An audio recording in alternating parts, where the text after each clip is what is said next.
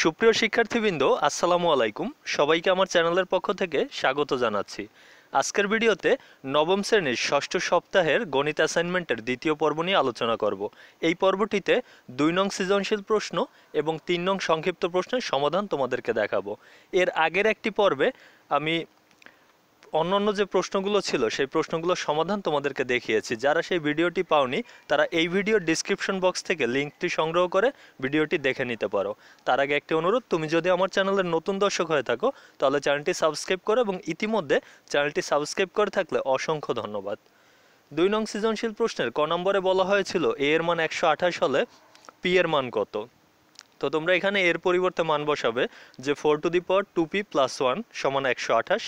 তো আমরা জানি যে 4 মানে 2 স্কোয়ার আর 128 মানে হচ্ছে 2 টু দি পাওয়ার 7। সুতরাং 2 টু দি পাওয়ার, যেহেতু 2 স্কোয়ার এবং 2p + 1 এই দুইটা যদি গুণ করি তাহলে আসে 2 টু দি পাওয়ার 4p + 2 সমান 2 টু দি পাওয়ার 7। উভয় পক্ষের যে বেজ আছে 2, আমরা একটি বিষয় জানি যে উভয় পক্ষে একই বেজ থাকলে বাদ দেওয়া যায়। সেই হিসাবে থাকবে 4p + 2 সমান 7। সুতরাং 4p = 7 - 2 অর্থাৎ 4p এর মান 5। শুধু p এর মান হবে 5/4। দ্বিতীয় প্রশ্নটি দেখো, এটিও সূচকের অঙ্ক। বলা হয়েছে b ভাগ c এর মান 1/49 এটা প্রমাণ করতে। তোমরা b এর পরিবর্তে তার মান বসাবে যে 7 power m + 1 divided by 7 power m power m - 1। অন্যদিকে c এর মান হচ্ছে 49 power m + 1 divided by 7 to the power m - 1 m + 1। সূচকের যে নিয়ম, প্রথমে তোমরা যে কাজটি করবে, প্রথম যে ভগ্নাংশটি তার যে হর, এই হরের দুইটা পাওয়ার তোমরা গুণ করবে যে 7 পাওয়ার m² - m। আর অন্যদিকে 49 এর পরিবর্তে লিখবে 7 স্কোয়ার আর পাওয়ার থাকবে m + 1, আর নিচে থাকবে যে 7 পাওয়ার m² - 1। এর কারণ হচ্ছে যে m + 1 × m - 1 এর সূত্র হচ্ছে m² - 1। এরপরে সূচকের যে নিয়ম, প্রথম যে ভগ্নাংশটি তার দুইটি যে বেস 7 তা থেকে একটি কমন নেবে এবং এদের পাওয়ারগুলো তাহলে বিয়োগ করতে হবে। তাহলে বিষয়টি এমন হবে যে m + 1 - m² + m। অন্যদিকে দ্বিতীয় ভগ্নাংশের ক্ষেত্রে 7 স্কোয়ার, তার উপরে পাওয়ার যেহেতু m + 1, পাওয়ার গুণ হয় বিধায় এখানে বলবে যে 7 to the power 2m + 2 divided by 7 to the power m² - 1। অনুরূপভাবে দ্বিতীয় ভগ্নাংশটি থেকেও একটি 7 কমন নিয়েছি, তাহলে পাওয়ারগুলো বিয়োগ হয়। এখন দেখো, উভয় ক্ষেত্রে কিন্তু দুইটি বেজ আবার সমান আছে, অর্থাৎ 7। এই দুইটি বেজ থেকে একটি বেজ কমন নেবে এবং সব পাওয়ারগুলো বিয়োগ করবে। বিয়োগ করলে রেজাল্ট থাকে 7 টু দি পাওয়ার -2। আর কার উপর -2 যদি পাওয়ার থাকে তাহলে লেখা যায় যে 1/7²। আর 7² মানে হচ্ছে 49, অর্থাৎ 1/49 b/c এর মান। আশা করি সবাই বিষয়টি বুঝতে পেরেছো। গ নম্বর প্রশ্নটি দেখো, এটিতে বলা হয়েছে যে d সমান log 2 প্রমাণ করো। তো তোমরা আগে d এর মান তুলবে যে 7 log 10/9 - 2 log 25/24 + 3 log 81/80। একটা বিষয় যে সূচকের অঙ্কগুলোতে মৌলিক সংখ্যার পাওয়ার নেওয়ার চেষ্টা করবে। যেমন এখানে 7 log আমরা 10 এর পরিবর্তে বসিয়েছি 2 × 5, অন্যদিকে 9 এর পরিবর্তে 3²। আবার দ্বিতীয় ক্ষেত্রে 25 এর পরিবর্তে বসিয়েছি 5² এবং 24 এর পরিবর্তে লিখেছি যে 2³ × 3, কারণ 2³ মানে 8 আর 3 গুণ দিলে হয় 24। অন্যদিকে 81 এর পরিবর্তে এখানে বসিয়েছি 3 টু দি পাওয়ার 4 এবং 80 এর পরিবর্তে 2 টু দি পাওয়ার 4 × 5। তারপর যে কাজটি করবে, শুরুর যে সংখ্যাটি রয়েছে এই সংখ্যাটি কিন্তু লগের নিয়ম পাওয়ার আকারে যায়। তাহলে বলবো যে log 2 × 5 ডিভাইডেড বাই 3² পাওয়ার 7। আবার পরেরটিতে কিন্তু 2 ছিল শুরুতে, সেজন্য এই 2 পাওয়ার আকারে যাবে। অনুরূপভাবে পরেরটাতে 3 পাওয়ার আকারে যাবে। আশা করি বিষয়টি তোমরা বুঝতে পেরেছো। এখন যে বিষয়, 2, 5 এবং 3² সবার উপরে পাওয়ার রয়েছে 7, এর মানে এই পাওয়ার দ্বারা ওই পাওয়ারগুলোকে গুণ, অর্থাৎ হবে এমন যে 2 to the power 7 × 5 to the power 7 divided by 3 to the power 14। অনুরূপভাবে বাকিগুলো যে 5 to the power 4 divided by 2 to the power 6 × 3²। আর সর্বশেষটাতেও 3 to the power 12 divided by 2 to the power 12 minus into 5³। তারপরে যে বিষয়, সবগুলো লগ থেকে একটি লগ কমন নিতে হবে। তাহলে একটি লগ যদি তুমি কমন নাও, এখানে তাহলে হবে 2 to the power 7 × 5 to the power 7 minus সাইনের পরিবর্তে ডিভাইডেড বাই, আর প্লাস সাইনের পরিবর্তে ইনটু বসিয়েছি, তারপরে ভাগ চিহ্নের পরিবর্তে গুণ করি, তাহলে দেখা যায় যে দ্বিতীয় ভগ্নাংশটির লব যাবে হরের স্থানে এবং হর লবের স্থানে।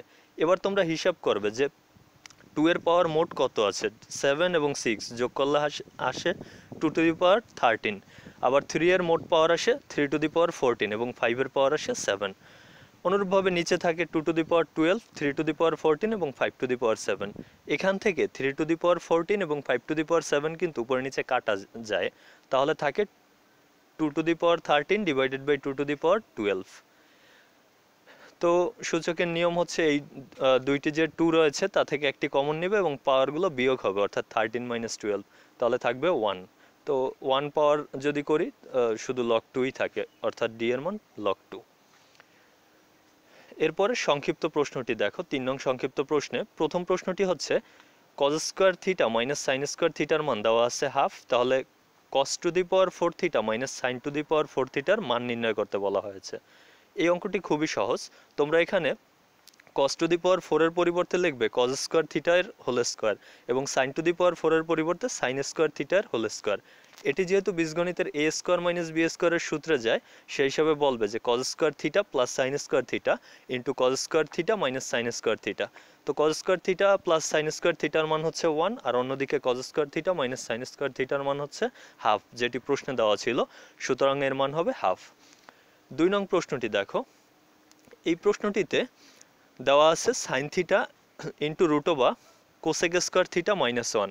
এখানে তোমরা জানো যে কোসেক স্কোয়ার থিটা মাইনাস 1 এর সূত্র হচ্ছে কট স্কোয়ার থিটা, তাই আমরা বসিয়েছি যে cot square theta. Cot square theta এর যদি রুট করি তাহলে শুধু থাকবে কট থিটা।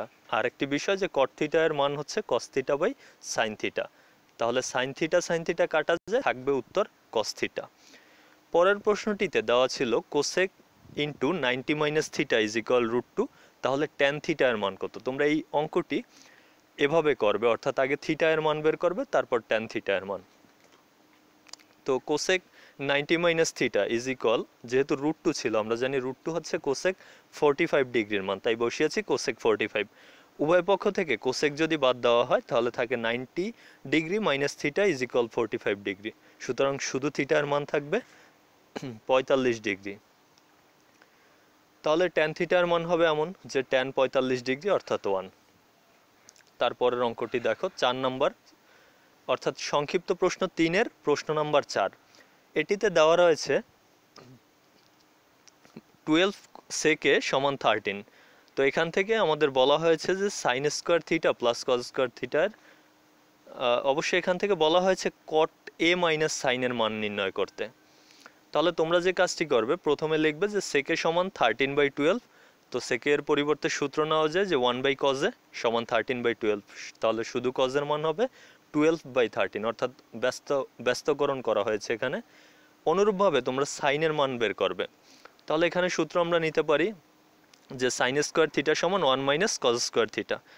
তো তারপরে কজ স্কোয়ার থিটা এর পরিবর্তে তার মান বসাবে, যেমন 12/13 এর স্কোয়ার, 12 এর স্কোয়ার করলে আসে 144 এবং 13 এর স্কোয়ার করলে আসে 169। এরপর এদের লসাগু করেছি, তাহলে উপরে থাকে 25 আর নিচে থাকে 169।